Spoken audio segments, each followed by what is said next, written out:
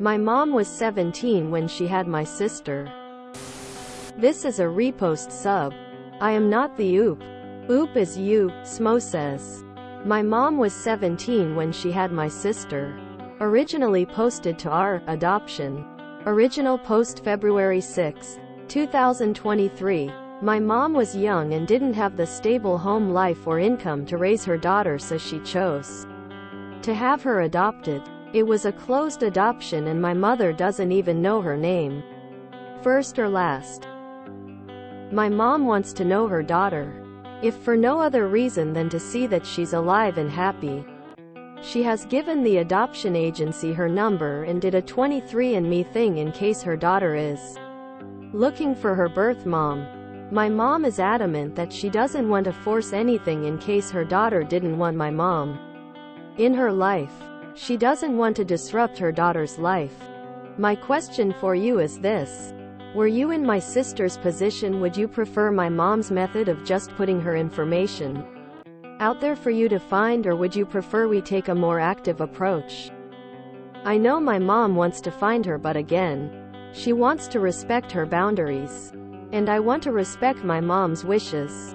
But I wanted to get feedback from those who were adopted to see if maybe we should consider a different route. I'll answer any questions I can. I would like to preemptively apologize if I've offended anyone or if I'm painfully ignorant.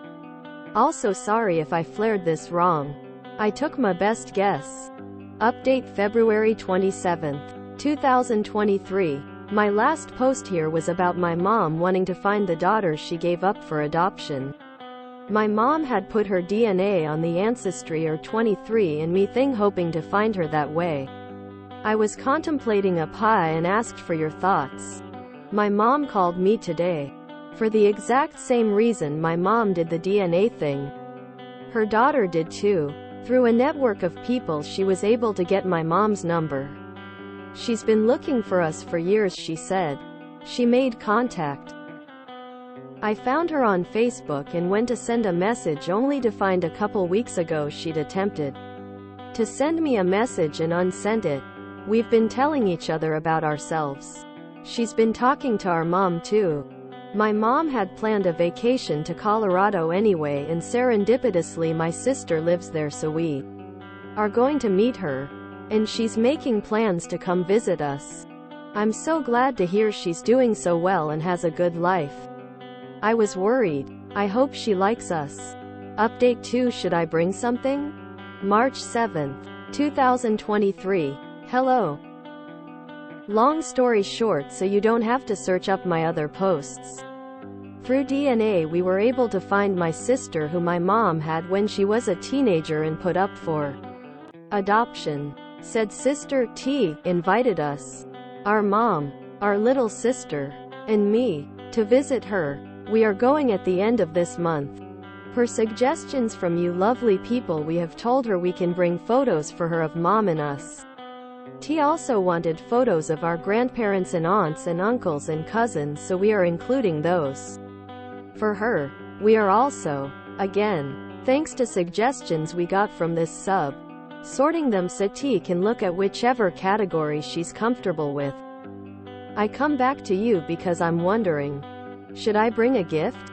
There's also my nieces and nephews and great-nieces and nephews.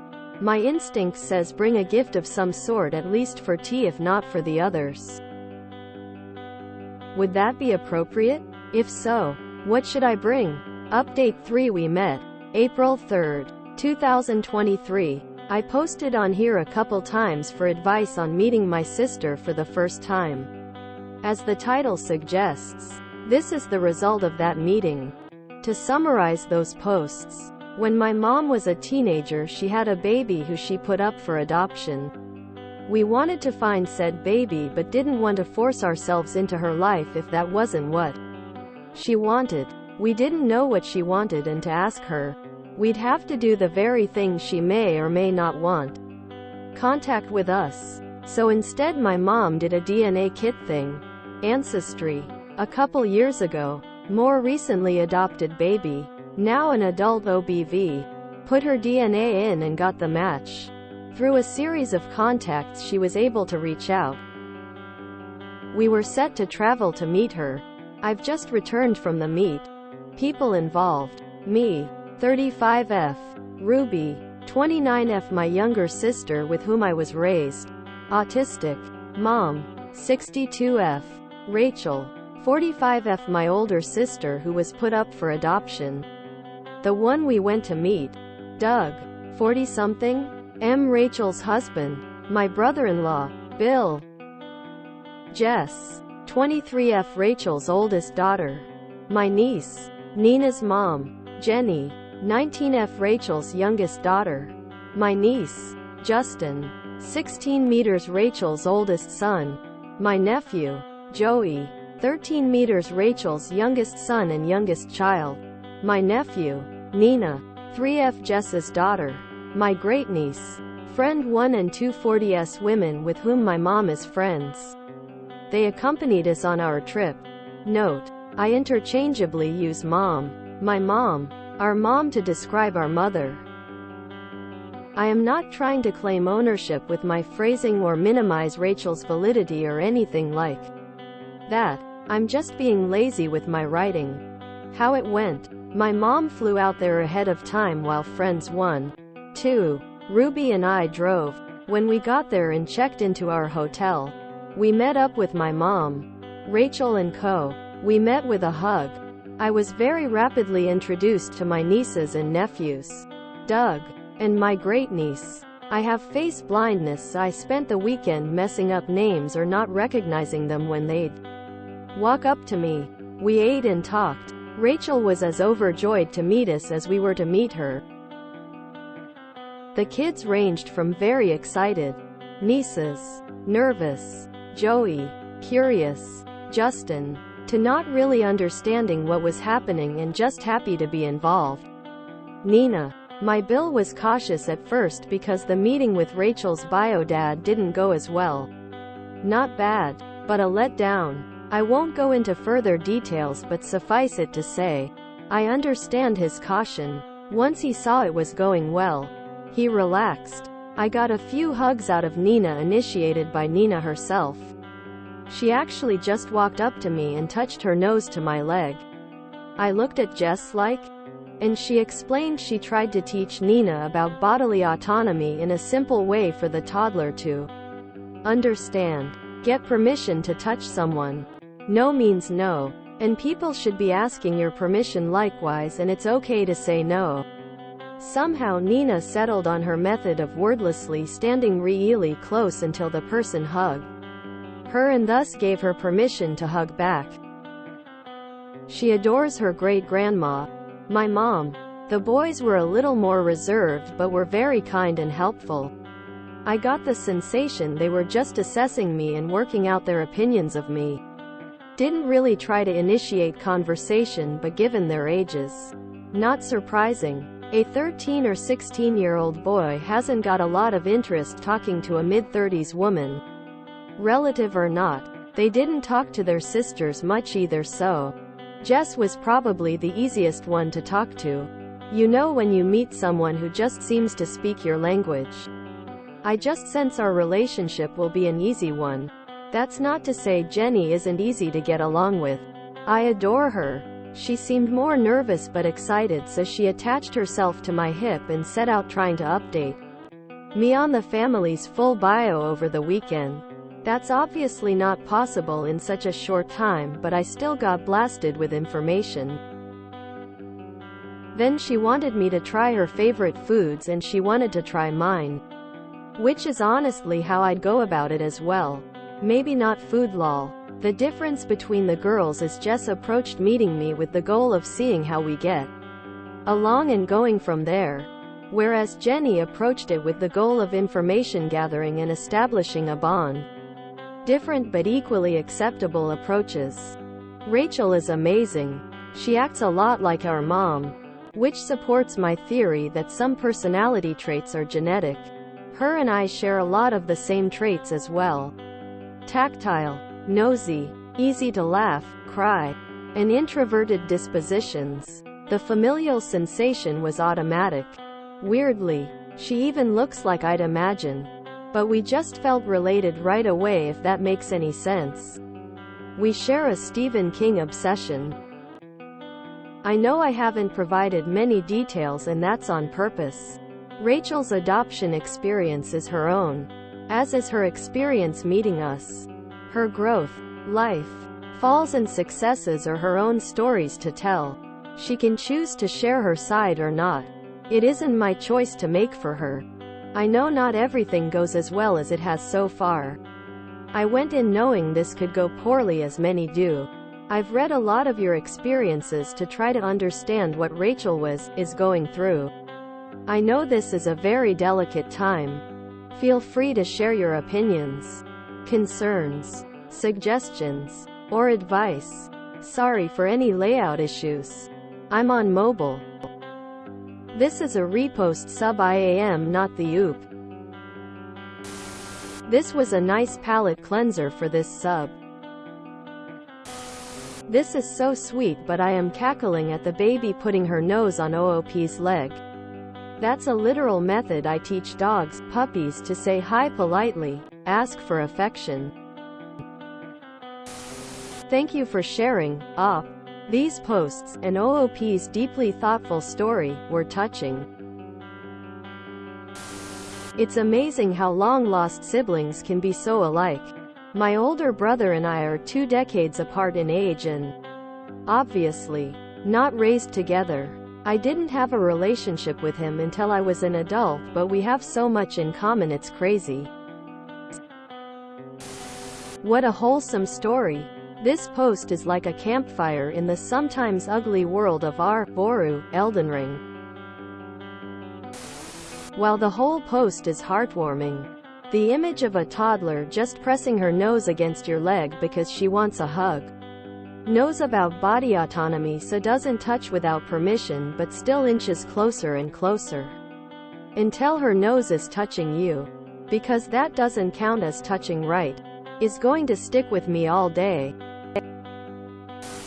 This is the type of that story that, exactly due to the lack of information and brief updates that I think are completely real. It's refreshing because you can tell she's just trying to genuinely get advice and then briefly provide everyone who gave her advice with the outcome of the story.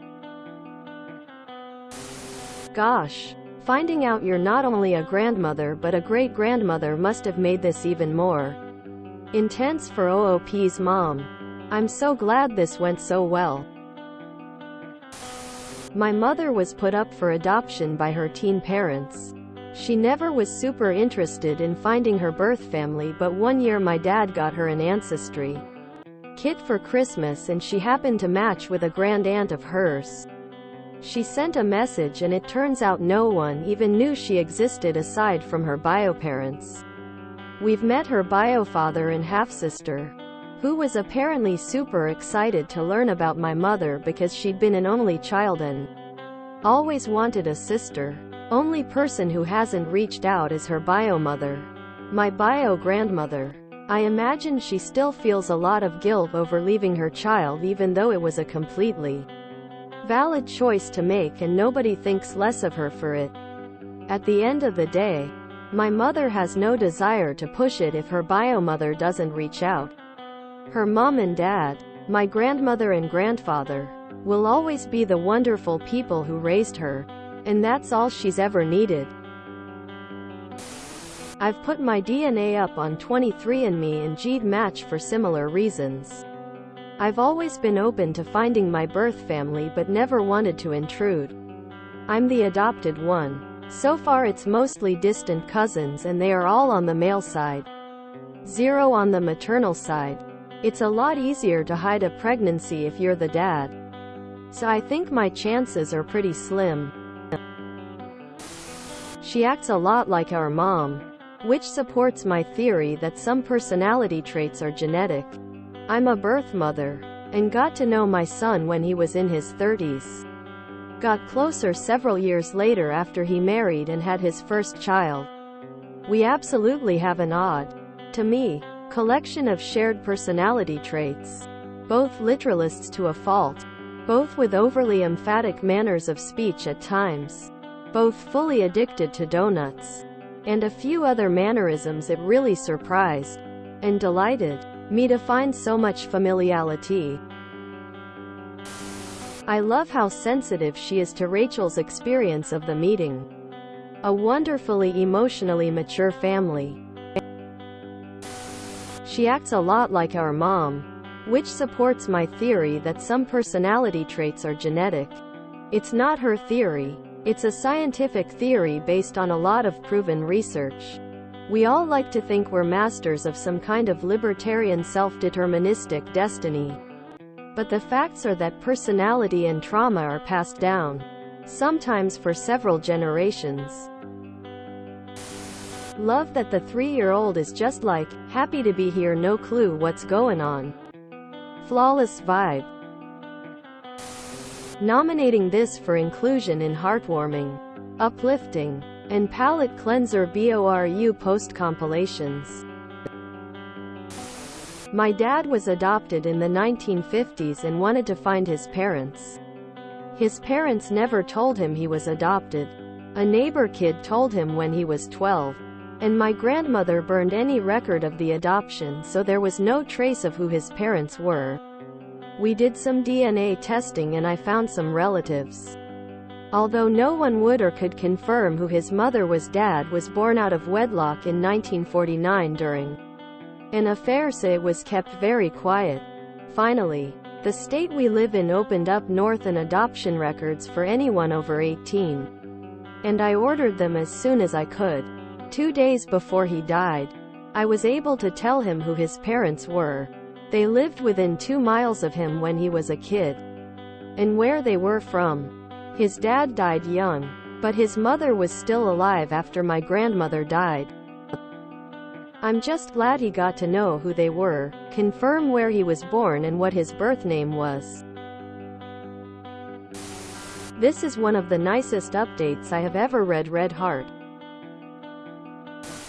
It's good that things went well. Now let's hope we don't get a crazy update like we sometimes do. Open mouth smile. I cannot imagine waiting 45 years for my child to contact me. I am so happy that this family is reunited. Family meeting each and actually getting along? I don't know if I like this new direction Reddit is going. If you enjoyed this video, please check out our playlists full of similar content. Epic Aircast is like doom scrolling for your ears. Please like, share, and subscribe.